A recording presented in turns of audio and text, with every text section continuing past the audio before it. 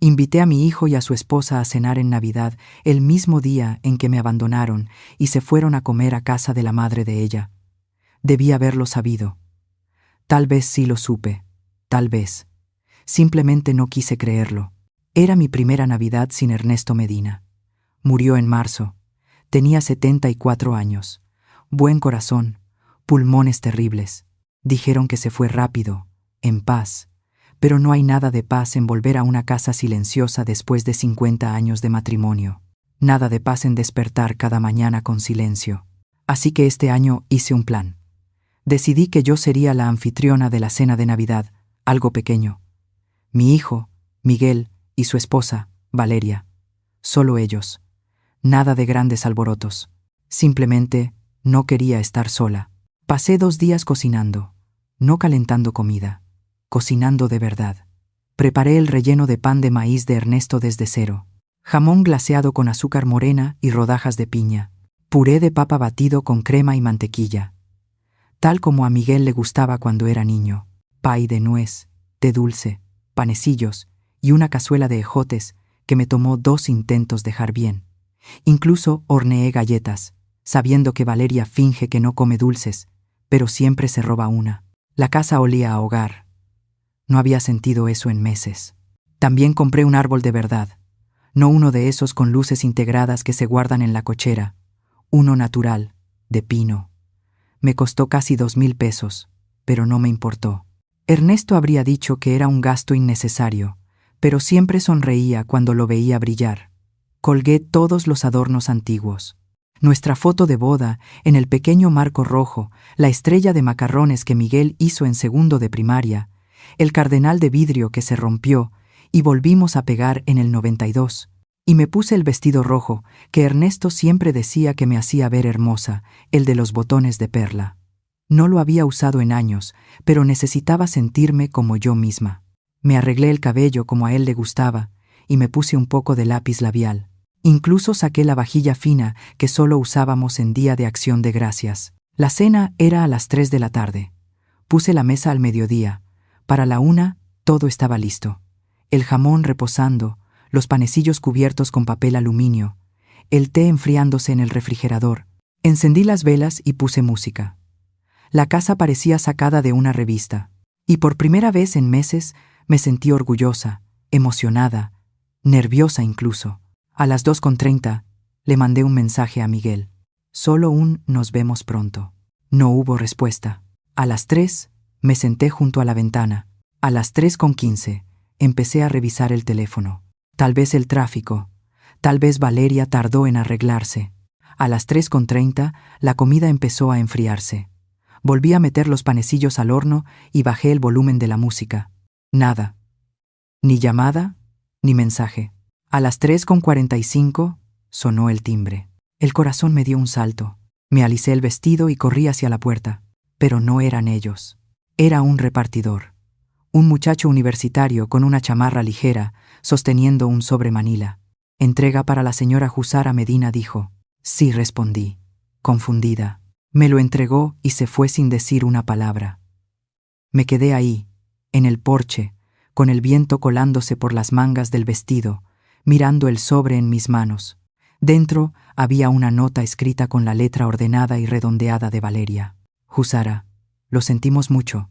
Decidimos pasar la Navidad en casa de mi mamá este año. Fue un cambio de último momento. Esperamos que lo entiendas. Con cariño, Valeria. Sin explicación. Sin disculpa real. Sin un "lo reprogramamos". Solo eso. Como si ya lo hubieran planeado. Yo lo sabía. El silencio. Las respuestas vagas sobre los horarios, la manera en que Miguel no había llamado en toda la semana. No se olvidaron, eligieron no venir. Yo estaba de pie en mi cocina perfecta, con la comida aún tibia sobre la estufa, las velas parpadeando a punto de apagarse, la mesa puesta para 3 personas, y entonces entendí que había estado esperando algo que nunca iba a suceder. Me serví un vaso de té y me senté en la cabecera de la mesa. Miré los 2 platos vacíos frente a mí e intenté comer, pero la garganta no me dejó tragar. Me quedé viendo el jamón que había bañado con su jugo, el pay que dejé enfriar, el relleno que preparé con mis propias manos. Nada de eso importaba ya. La casa volvió a sentirse fría, sin importar lo caliente que estuviera el horno. Apagué la música, soplé las velas, guardé la comida en recipientes y los metí al refrigerador. Todo, excepto el pie. Ese lo dejé intacto sobre la encimera. El teléfono nunca sonó. Ni mensajes, ni fotos, ni un feliz Navidad. Más tarde esa noche, abrí Facebook. La madre de Valeria había publicado una foto. Su comedor, la mesa llena, copas de vino, platos a medio terminar. Miguel estaba sentado junto a Valeria, tomándole la mano, sonriendo. No comenté. No le di me gusta. Solo me quedé mirando la pantalla y pensé, no solo se olvidaron, me dejaron fuera a propósito. Y fue entonces cuando supe que algo había cambiado. Tal vez, no solo este año. Tal vez llevaba mucho tiempo cambiando, y yo simplemente no quise verlo. Pero ahora sí lo veía, y ya no iba a ignorarlo. Si alguna vez te has sentido olvidado por las personas que más amas, suscríbete. No por mí. Hazlo por cada persona que está sentada frente a una mesa en silencio, preguntándose cuándo fue que el amor se volvió tan callado.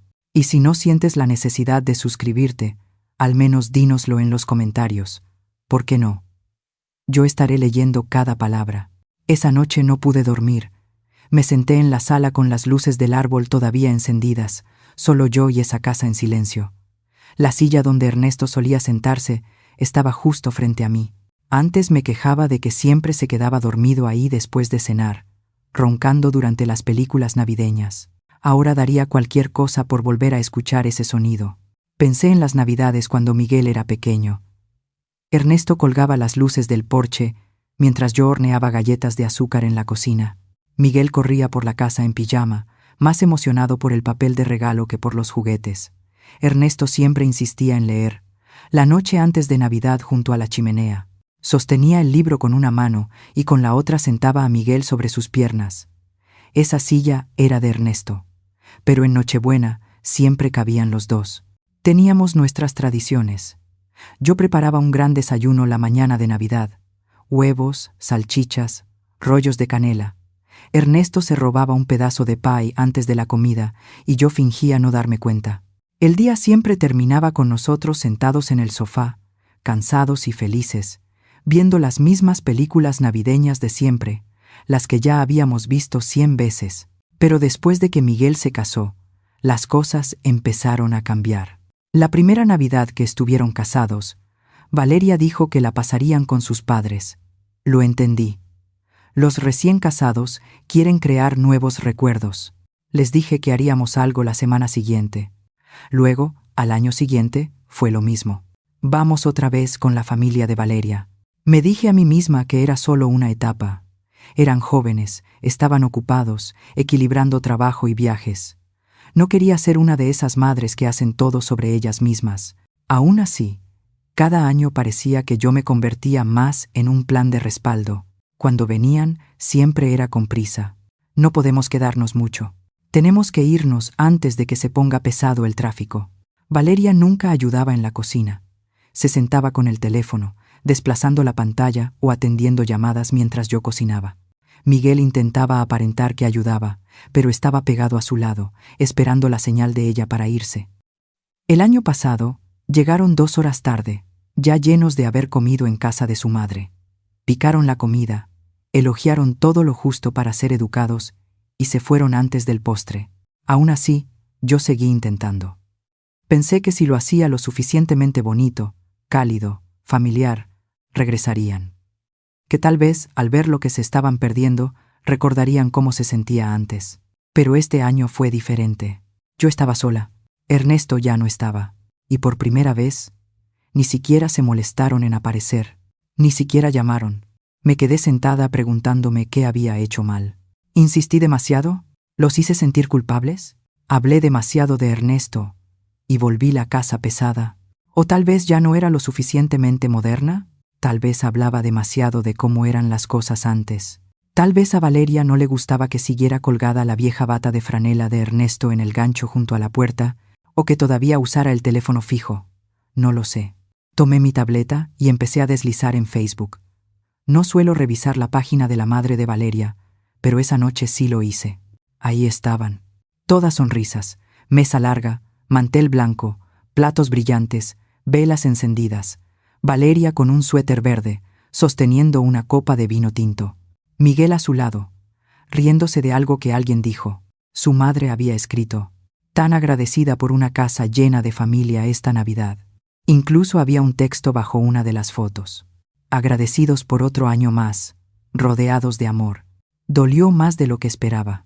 No porque ellos estuvieran felices, sino porque ni siquiera pensaron en mí cuando escribieron eso.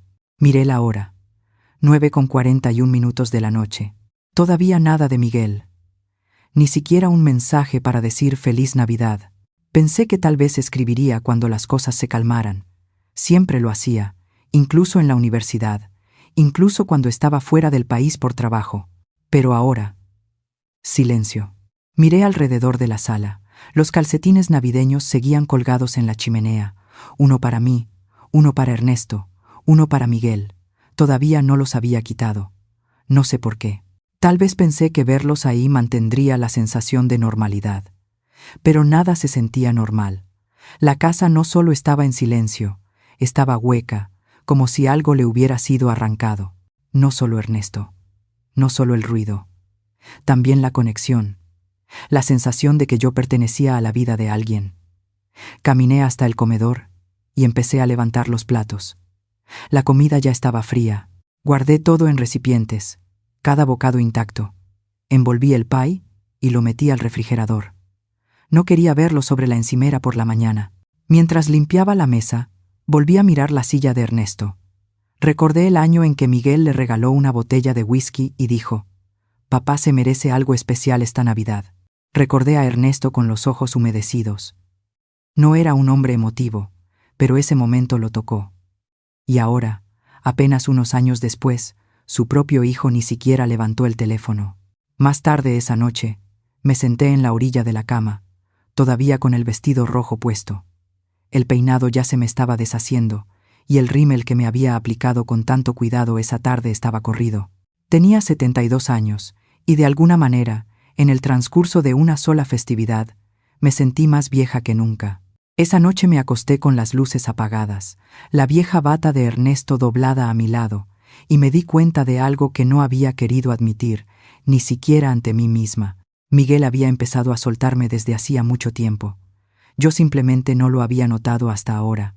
No solo me abandonaron, se aseguraron de que yo lo viera. Si eso no duele, no sé qué lo haría. Si crees que nadie merece ser tratado así, suscríbete.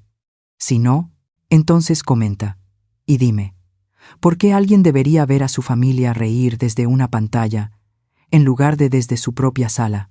A la mañana siguiente desperté más temprano de lo habitual. En realidad no había dormido, solo estuve ahí, pensando. Las luces del árbol seguían encendidas en la sala, no las había apagado la noche anterior. La casa estaba silenciosa, demasiado silenciosa. No me molesté en preparar café de inmediato. Me puse un suéter y salí al exterior. El patio seguía húmedo por la escarcha de la madrugada. Me abracé a mí misma y caminé por el sendero de piedra hacia el jardín. Ernesto siempre decía que caminar por el patio a primera hora de la mañana le ayudaba a pensar. Antes no lo entendía. Ahora sí. Pasé junto a los bancales elevados que cuidábamos juntos, junto al banco viejo que necesitaba lijarse, y me detuve frente al comedero de pájaros colgado del árbol. No estaba segura de por qué, tal vez por costumbre. Ernesto lo rellenaba todos los sábados, como un reloj, y entonces lo vi. Había un sobre escondido justo detrás del comedero, atorado entre el poste y el pequeño techo de madera. Estaba cerrado, pero polvoso en las orillas, como si llevara ahí bastante tiempo. Lo descolgué con cuidado. La letra fue lo que me dejó helada. Era la escritura inclinada de Ernesto, un poco temblorosa, pero todavía ordenada. Pasé los dedos sobre mi nombre, solo Jusara. Sin apellido, sin dirección, igual que como firmaba mis tarjetas de cumpleaños. En una esquina del sobre había una fecha.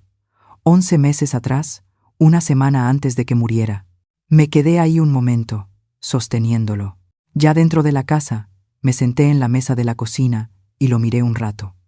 No estaba segura de estar lista para leerlo, pero aún así lo abrí. Su letra llenaba una sola hoja, sin saludo, sin rodeos. Si estás leyendo esto, algo pasó que yo esperaba que no ocurriera. Ve a mi escritorio, al cajón de arriba. Hay más. Eso fue todo. Me levanté de golpe y fui directo al estudio. El viejo escritorio de Ernesto estaba tal como lo dejó. Las plumas alineadas, la calculadora junto a un bloc con números garabateados en el margen. Abrí el cajón superior. Ahí, pegado al fondo del panel interior, había otro sobre, más grueso. Había doblado los bordes para sellarlo bien y un clip sujetaba una pequeña llave dorada. Dentro del sobre había una nota doblada y un documento impreso. Pero fue la nota lo primero que leí. Jusara, si Miguel alguna vez te cierra la puerta, esto tendrá sentido. Encontrarás todo lo que necesitas saber en el lugar que abre esta llave. Es tuyo. Siempre lo fue. Solo que no lo sabías. Eso era todo. Me quedé ahí, la llave en una mano, la carta en la otra, sintiendo el peso de algo que todavía no entendía. Él planeó esto. Ernesto, con su forma silenciosa y su voz tranquila, había dejado algo atrás, algo que no confiaba en que nuestro hijo protegiera. Respiré hondo y volví a mirar el papel doblado que venía con la llave. Era una escritura, con apariencia legal, con mi nombre. Leí la dirección 2 veces para estar segura. Era un lugar cerca de Valle de Bravo, a unos 45 minutos de nuestra casa. No reconocí la calle. Ernesto nunca me había mencionado ninguna otra propiedad. Yo pensaba que teníamos una sola casa, la casa donde vivíamos. Saqué el teléfono y escribí la dirección en el mapa. Apareció como una cabaña en un camino tranquilo, cerca del bosque y las montañas. Sin fotos, sin anuncios, solo un punto rojo en la pantalla. Me quedé sentada mucho tiempo tratando de entenderlo todo. ¿Por qué Ernesto me ocultaría un lugar así? ¿Por qué dejar una llave? ¿Y por qué ahora? Pero la nota seguía resonando en mi mente. Si Miguel alguna vez te cierra la puerta, él lo sabía. Vio que venía. Tal vez no esta Navidad exacta, tal vez no la nota de Valeria en mi puerta, pero algo.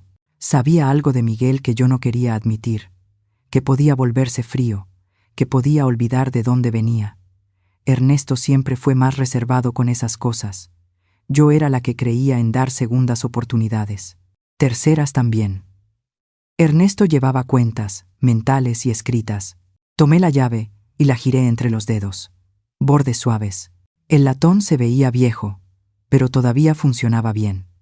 Fuera cual fuera la puerta que abriera, Ernesto quería que la encontrara cuando necesitara respuestas. Y las necesitaba ahora.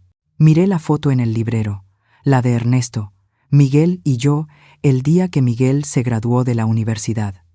Ernesto tenía la mano sobre el hombro de Miguel. Yo estaba tomada del brazo de Ernesto. Los tres sonreíamos, pero incluso ahora podía notarlo. Los ojos de Ernesto no estaban en la cámara, estaban en Miguel, observándolo. Esa noche preparé una bolsa pequeña, algo de ropa, una linterna, un par extra de zapatos. No sabía a qué me estaba dirigiendo, pero algo dentro de mí me decía que no debía esperar. Lo que Ernesto había dejado atrás estaba ahí, esperando, y yo ya estaba lista para encontrarlo. Cuando cerré el cierre de la bolsa, vi el vestido rojo que había usado el día anterior, aún colgado en el respaldo de la silla. Ahora se veía distinto, ya no como un recuerdo festivo, sino como un recordatorio de lo que faltaba, de quién solía ser cuando creía que la familia siempre estaría ahí.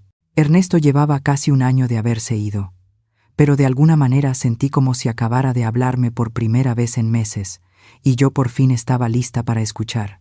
Salí poco después del amanecer. Hacía frío, pero los caminos estaban despejados. Llevé un termo con café y un sándwich de crema de cacahuate, por si me daba hambre. Así era como Ernesto siempre se preparaba para los viajes, incluso los cortos. Lleva más de lo que crees necesitar. Por si acaso, solía decir. El GPS marcaba 46 minutos hasta la dirección, cerca de Valle de Bravo. Conduje entre colinas suaves y árboles de invierno. Pasé gasolineras donde me había detenido a lo largo de los años, pero cuando me acerqué, no reconocí el camino. Estaba oculto detrás de una pequeña ferretería, y luego seguía por un sendero de grava sin señalamientos. Tuve que reducir la velocidad y revisar los números 2 veces antes de encontrarlo.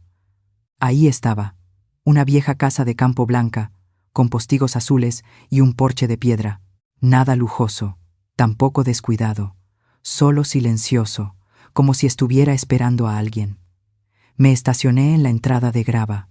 Los escalones delanteros crujieron cuando subí. Metí la mano en el bolsillo del abrigo y saqué la llave. Entró en la cerradura como si siempre hubiera pertenecido ahí. Cuando la puerta hizo clic al abrirse, algo dentro de mí se movió, como cuando un recuerdo que no sabías que tenías vuelve de golpe. Entré y cerré la puerta detrás de mí. El aire estaba tibio, como si alguien hubiera estado ahí recientemente. Todo estaba limpio, no impecable, pero cuidado. Había un pequeño recibidor con una banca de madera, botas acomodadas con orden a un lado y un perchero con una de las viejas chamarras de Ernesto colgada ahí. Di unos pasos hacia la sala y entonces vi las fotos. Sobre la repisa de la chimenea había marcos con imágenes. Una de Ernesto y yo en la playa, otra de nuestro aniversario número 35, y una que no había visto antes. Ernesto sentado en una mecedora en ese mismo porche, sosteniendo una taza de café. Miré alrededor y me di cuenta de que todos los muebles coincidían con nuestro gusto. No eran juegos comprados, sino piezas que Ernesto había restaurado con los años. La lámpara con la pequeña mancha en la pantalla, la colcha del antiguo cuarto de visitas. Era como si alguien hubiera tomado pedazos de nuestra vida y los hubiera colocado en esa casa. Había una nota doblada sobre la mesa de centro. Me senté despacio y la abrí. Esto es tuyo por si algún día olvidan quién eres. Ernesto. Eso era todo. Sin explicación, sin fecha. Dejé la nota y volví a mirar alrededor. Cada detalle se sentía familiar, aunque nunca había pisado esa casa antes. Las cortinas eran del mismo patrón que usé en nuestra primera casa. El librero tenía el mismo orden de títulos que Ernesto mantenía en casa. No era solo una casa, era una versión de respaldo de nuestra vida, una que él había creado sin decírmelo. Me levanté y caminé hacia la cocina. La despensa estaba surtida. Verduras enlatadas, pasta en cajas, frascos de crema de cacahuate, bolsas de arroz, nada caducado. El refrigerador estaba desconectado, pero limpio. Incluso había una lista del súper pegada en el interior de la alacena, escrita con su letra. Lo básico: café, pan, huevos, azúcar. La mesa del rincón tenía 2 sillas, un mantel individual a cada lado. Parecía que había planeado que estuviéramos los dos ahí. Abrí los cajones. Todo estaba etiquetado: tazas medidoras, trapos de cocina, baterías de repuesto, como si supiera que alguien los abriría por primera vez. Caminé por el pasillo y miré dentro de las habitaciones. Una tenía una colcha sobre la cama, doblada con cuidado, una lámpara pequeña, nada de polvo. La otra habitación estaba vacía, excepto por unas cajas apiladas en una esquina. Algunas decían, cosas de Jusara. No las abrí. Aún no sabía si estaba lista. De vuelta en la sala, me senté en el sofá y me quedé mirando la chimenea. Ernesto había hecho todo esto por mí. No solo por si algo pasaba, sino por si las personas más cercanas a mí olvidaban cómo tratarme. Él lo había visto venir. El cambio lento. La forma en que Miguel dejó de llamar con regularidad. La manera en que Valeria se adueñó de las fiestas. Y cómo yo seguía poniendo excusas por los dos. Él lo sabía. Y en lugar de decir algo que pudiera romper a la familia, me construyó una red de seguridad, una que ni siquiera sabía que tenía hasta ahora. Volví a tomar la nota. Esto es tuyo, por si algún día olvidan quién eres. La segunda vez me golpeó distinto. No hablaba solo de una casa. Hablaba de mí, de mi valor, de mi identidad, de la persona que era antes de empezar a hacerme pequeña para mantener la paz, antes de dejar de decir lo que realmente sentía. Esta casa, esta pequeña casa de campo, era su manera de recordarme que yo seguía siendo alguien por quien valía la pena presentarse. Preparé té en la cocina usando la tetera sobre la estufa. Encontré una lata de manzanilla en la alacena. Me senté junto a la ventana con mi taza y simplemente miré hacia el patio. Había una casita para pájaros al fondo, Otro banco cerca de un pedazo de pasto seco que tal vez en primavera había sido un jardín de flores. Estaba en silencio, pero no vacío. Casi podía escucharlo decir: no es mucho, pero es nuestro. Me quedé ahí gran parte de la mañana, caminando por cada habitación, permitiéndome sentir cada rincón. No lloré. Pensé que lo haría, pero no. Había algo tranquilizador en saber que él había pensado tan lejos, que había hecho un plan, no por miedo, sino por amor. Y la parte más extraña era que Miguel no sabía que ese lugar existía, lo que significaba que no podía quitármelo, no podía venderlo, no podía controlarlo, no podía decir que necesitaba administración, ni convencerme de reducir mi vida. Esto estaba fuera de su alcance. Era mío, solo mío. Volví a mirar la sala, las fotos, la silla, el abrigo junto a la puerta, y por primera vez en casi un año, no me sentí olvidada. Me sentí encontrada. 3 días después de haber visitado la casa de campo, recibí una llamada. Estuve a punto de no contestar. Normalmente no respondo números que no reconozco, pero algo me dijo que aceptara. ¿La señora Jusara?, preguntó un hombre. Jusara Medina. Formal, pero no frío. Sí, con ella habla. Mi nombre es Gerardo Benítez. Fui el contador de su esposo. Me senté. Espero no llamarla en mal momento, dijo. He querido comunicarme, pero no estaba seguro de si este era el momento adecuado. Le dije que estaba bien. La verdad era que ya no sabía cuál era el momento adecuado. Verá, continuó. Ernesto dejó instrucciones específicas con respecto a su fideicomiso. Yo solo debía contactarla si algo cambiaba, si algo no se sentía del todo bien con la familia. Hizo una pausa, como tanteando el terreno. Por lo que entiendo, ha habido un cambio en cómo se sienten las cosas. Miré el sobre rojo sobre la mesa, el que Valeria había enviado con el mensajero el día de Navidad. Sí, dije en voz baja. Supongo que sí. Creo que es momento de que usted y yo nos sentemos a hablar. Dijo que había información que mi esposo quería que yo tuviera si las circunstancias cambiaban, como él temía que podían hacerlo. No mencionó el nombre de Miguel. No hacía falta. Nos reunimos al día siguiente en una oficina modesta al sur de Toluca.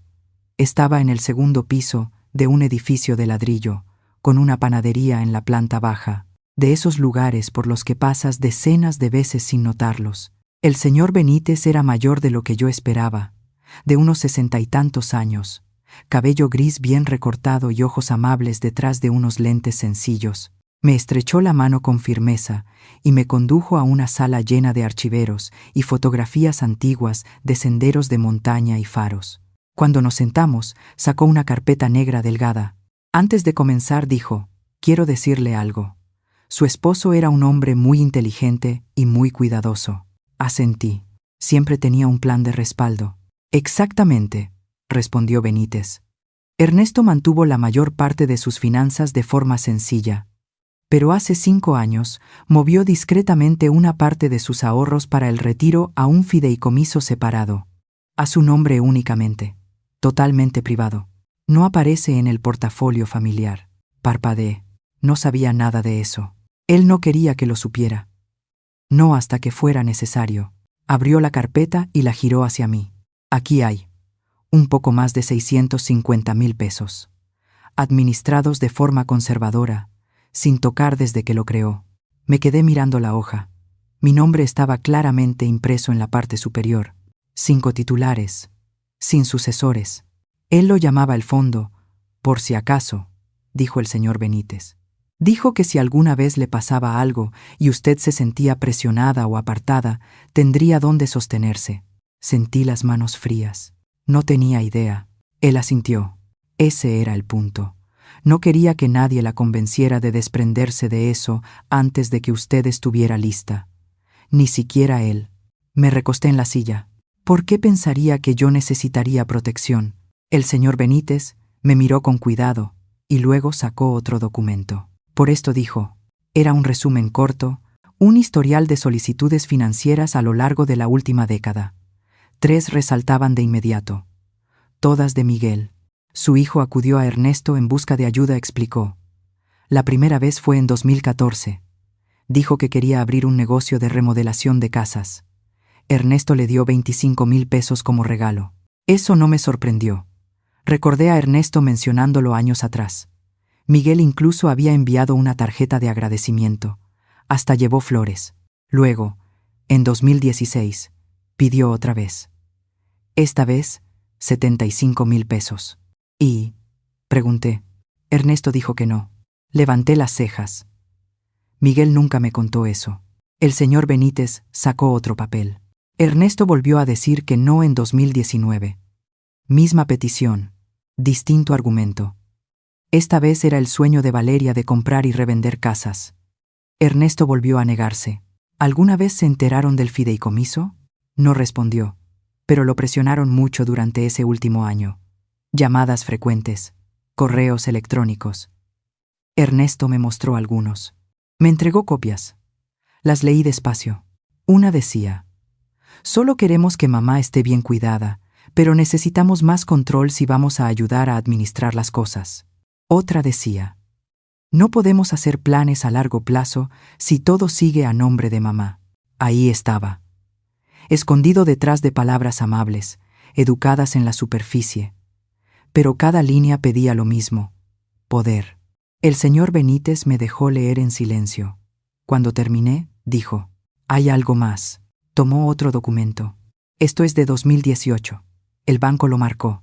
El papel era una copia de un cheque cobrado en efectivo. Tenía mi firma, o algo que se parecía a ella. Fue un retiro por 15,000 pesos, explicó. De su cuenta conjunta, marcado para mejoras de la casa. La firma era muy parecida, pero no exacta. Ernesto lo notó. Lo mandó a revisar. Miré más de cerca. Era mi nombre.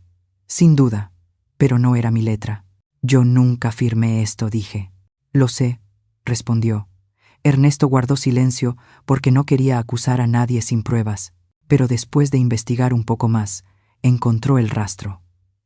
El cheque fue entregado a un contratista en Metepec para una propiedad de renta que Valeria estaba administrando. Se me secó la boca. Habían falsificado mi firma. El señor Benítez asintió. Ernesto los enfrentó en privado. Valeria lo negó.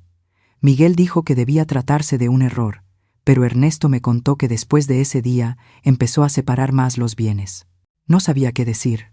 Lamento que esté enterándose de todo así, dijo con suavidad, pero su esposo quería que usted conociera el panorama completo. Vio las señales con claridad, y estaban esperando a que mi nombre desapareciera, susurré. Él asintió. Ernesto lo creía así. Sus palabras exactas fueron: no están planeando su futuro, están planeando alrededor de él. Me quedé un rato con la carpeta sobre el regazo. Ahora todo tenía sentido. Las visitas apresuradas, la forma en que Valeria siempre preguntaba por papeles, la manera en que Miguel rondaba el tema del dinero, sin preguntarme nunca directamente, pero siempre sacándolo a relucir. El señor Benítez se inclinó hacia adelante. El fideicomiso es suyo, señora Jusara. Nadie más puede tocarlo, y hay algo más en camino. Ernesto dejó instrucciones para transferir fondos de una cuenta pequeña que mantenía bajo una empresa. Dijo que se movieran si esta reunión llegaba a ocurrir. Lo miré. ¿Cuánto? Otros 1,400,000 pesos, aproximadamente, respondió. Negué con la cabeza. Nunca me lo dijo. No dijo, y no quería hacerlo. Quería que usted se sintiera segura sin tener que pedirlo. Esto se trataba de darle opciones. Sentí que la garganta se me cerraba. Se puso de pie y me entregó la carpeta. Todo lo que necesita está aquí. Yo le ayudaré con el papeleo. Cuando esté lista. No hay prisa. Al salir de su oficina, el frío me golpeó de lleno. Me quedé un momento afuera, respirando el aire de invierno. Toda mi vida acababa de cambiar otra vez. Ernesto llevaba casi un año de haberse ido, pero seguía aquí, a su manera silenciosa, cuidándome, un paso adelante, y ahora veía lo que él vio. No estaba loca por sentirme apartada, no me lo estaba imaginando. Tenían planes que no me incluían, pero ahora yo tenía uno propio. Si tu propio hijo alguna vez intentara borrarte de tu futuro, ¿no querrías que alguien se preocupara por ti? Suscríbete si crees que las madres merecen algo mejor. Y si piensas que estoy exagerando, dímelo en los comentarios. Adelante. Quiero leerte. Regresé de la oficina del señor Benítez justo antes del atardecer. El cielo estaba gris opaco y todo se sentía en silencio. De esos días fríos en los que el aire te muerde las mejillas, antes incluso de llegar a la puerta. Me estacioné en la entrada y tomé mi bolsa del asiento. Ni siquiera había llegado al porche cuando noté un auto familiar estacionado al otro lado de la calle. El de Miguel. Me quedé ahí un segundo, observándolo, el motor encendido, las luces prendidas, y en el asiento del copiloto, Valeria. Miraba su teléfono como si ni siquiera hubiera notado que yo había llegado. Subí los escalones, giré la llave y entré al calor de mi casa. Antes de poder quitarme el abrigo, escuché pasos detrás de mí. Mamá. Me giré. Miguel estaba en el porche. No sonrió. Metió las manos en los bolsillos de la chamarra y parecía forzarse a verse tranquilo. Tenemos que hablar. Asentí y dejé la puerta abierta, pero solo lo suficiente. No entró. Sé que lo de Navidad estuvo mal, empezó. Muy mal. No dije nada. Solo esperé. Se movió incómodo. Valeria pensó que sería más fácil pasarla con su mamá este año. Las cosas se complicaron. Y no queríamos herir sentimientos. Se frotó el cuello, como si las palabras le picaran al salir. Pudiste haber llamado, dije. Lo sé. Debí hacerlo. Eso fue mi culpa. Otra pausa. Podía escuchar el auto aún encendido detrás de él. Valeria no se había bajado. Miguel miró al suelo y luego volvió a alzar la vista. En realidad quería preguntarte algo. Ahí viene, pensé. Sobre las cosas de papá, dijo. Las cuentas viejas. He estado revisando algunos archivos que dejó en el garaje y pensé que si necesitabas ayuda para ordenar algo, lo financiero, algunos papeles, yo podría ayudarte. Lo miré fijamente. En ese momento se parecía mucho a Ernesto. La misma línea de la frente, los mismos ojos. Pero esa expresión, ese tono, no eran de Ernesto. Eran otra cosa. ¿Qué te hizo pensar que necesito ayuda?, pregunté. Parpadeó. Bueno, has estado callada y nos hemos preocupado. Me recargué en el marco de la puerta. No has llamado en 3 semanas. Lo sé. Pero todo ha estado muy agitado. Valeria ha estado tratando de levantar el negocio. Y estamos viendo lo de refinanciar la casa. ¿Te refieres a la casa de renta en Metepec? Se quedó congelado. Vi cómo le cayó el golpe. No esperaba que yo lo supiera. ¿Cómo? No te preocupes por cómo dije. Solo respóndeme una cosa. Me miró, esperando. ¿Sabías que ella falsificó mi firma en ese cheque? Apartó la mirada. Eso fue respuesta suficiente. Dejé que el silencio se quedara ahí un momento, y luego di un paso atrás, y abrí la puerta un poco más. No para invitarlo a entrar, sino para que mis siguientes palabras quedaran claras. No estabas viniendo a ver cómo estaba, dije. Estabas viniendo a ver qué tengo. Mamá, no me interrumpas. Cerró la boca. Sé lo del fideicomiso. Sé de las cuentas que papá movió. Sé de las solicitudes que hiciste, las que él rechazó. Se veía como un niño atrapado con la mano en el frasco de galletas. Solo que esta vez no eran galletas. Era mi futuro. ¿Crees que no sé reconocer cuando alguien finge amabilidad solo para ver qué puede sacar? Él dio un paso al frente. No es así, dijo. Solo queríamos asegurarnos de que todo fuera manejable. ¿Manejable para quién?, pregunté. ¿Para ti? Has pasado por mucho y decidiste que ahora era buen momento para intervenir y tomar el control. No respondió. Miré más allá de él, hacia el auto. Valeria seguía sin moverse. ¿Ella no va a entrar?, pregunté. Negó con la cabeza. Pensó que sería mejor que hablara contigo a solas. Probablemente le preocupa que digas demasiado. Mamá, estás pensando de más. No respondí. Por fin estoy pensando con claridad. Volvió a moverse, incómodo. No necesito ayuda para manejar nada, dije. Tengo todo lo que necesito. Ernesto se aseguró de eso. Apretó la mandíbula. Solo quería asegurarme de que estuvieras bien, dijo. Más suave ahora. Asentí. Lo estoy. Por primera vez en mucho tiempo. Se quedó ahí, sin saber qué decir. El frío empezó a colarse por la puerta. Vete a casa, Miguel, dije. Dile a Valeria que le mando saludos. Abrió la boca como si quisiera responder, pero se contuvo. Sin decir una palabra más, se dio la vuelta y regresó al auto. Lo vi subir. Vi a Valeria inclinarse para decirle algo. El coche salió en reversa, se detuvo un segundo al final de la entrada y luego se fue. Cerré la puerta. La casa seguía tibia. Las ventanas se habían empañado un poco por el frío de afuera y el calor de adentro. Limpié un vidrio con la manga y vi desaparecer el auto calle abajo. No vinieron a arreglar nada. Vinieron a tantear el terreno, a ver qué sabía yo, a medir a qué todavía podían acceder. Y ahora sabían que no iba a entregar nada. No iba a hacerme pequeña ni a disculparme por no estar lista para olvidar lo que habían hecho. Ernesto vio esto venir. No me dejó la casa de campo solo por paz y silencio. Me la dejó para recordarme quién era. Y ahora estaba empezando a recordarlo. 2 mañanas después, sonó el teléfono. Eran apenas pasadas las 7 de la mañana y apenas había servido el café. Por un momento estuve a punto de no contestar. Luego vi el nombre en la pantalla. Adela Morales. Respondí de inmediato. «Buenos días», Dela dije. Ella ni siquiera saludó. «Husara, ¿ya te enteraste de lo que Valeria está planeando?» El corazón me dio un brinco. «¿De qué estás hablando?» Le está diciendo a la gente principalmente de su lado, «Claro que no estás bien, que quizá necesitas que alguien intervenga legalmente». Una prima mía lo escuchó de su cuñada, que todavía trabaja en el juzgado de Toluca. Me apoyé en la encimera de la cocina. ¿Exactamente qué dijo? Están diciendo que muestras señales de confusión, que te has estado aislando, que estás inestable. Pronunció la última palabra con cuidado, como si supiera mal decirla. No respondí de inmediato. «Está tratando de armar un caso», continuó Adela. «Y si va en serio, podrían intentar impugnar tu capacidad para manejar tus asuntos, tu casa, tu dinero». Ni siquiera me sorprendió. «Es astuta», dije. «Siempre cuida no ensuciarse las manos directamente.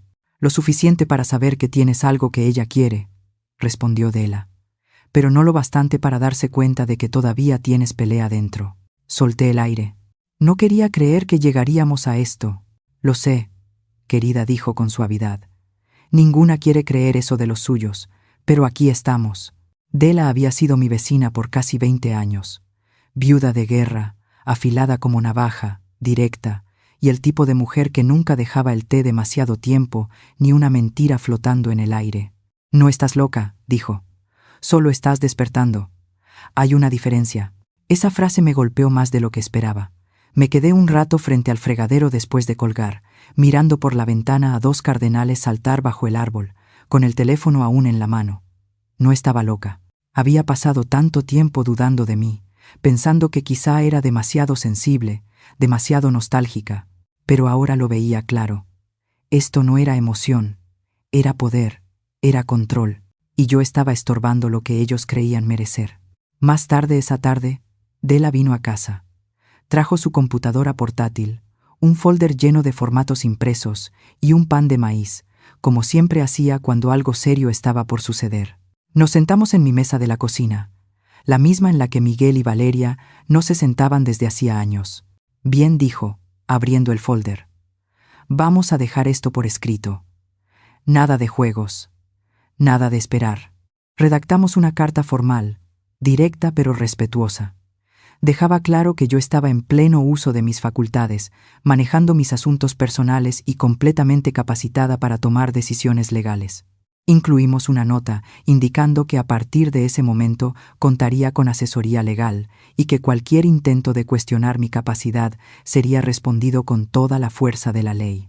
Dela incluso añadió una copia de una declaración notariada que había hecho en su iglesia el mes anterior, afirmando mi salud y estado mental. Yo agregué una línea al final, de mi puño y letra. «No estoy confundida. No soy inestable. Simplemente terminé de ser tratada como un añadido».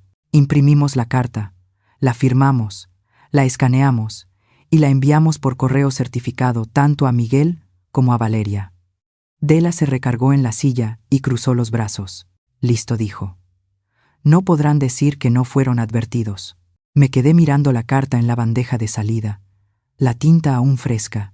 «Ya terminé de suplicar que me quieran», dije en voz alta. Dela me miró. «Dilo otra vez». Lo hice. Y se sintió como si algo dentro de mí se liberara.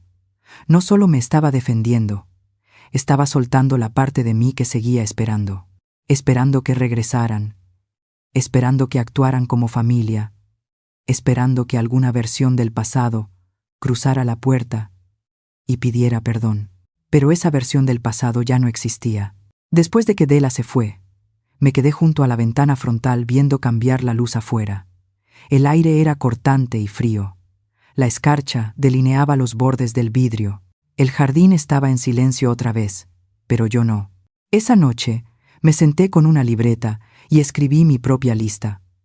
No cosas que arreglar o cocinar u organizar, sino cosas que quería hacer por mí. No por Miguel, no por Valeria, no por la idea de la familia que fuimos. Por mí.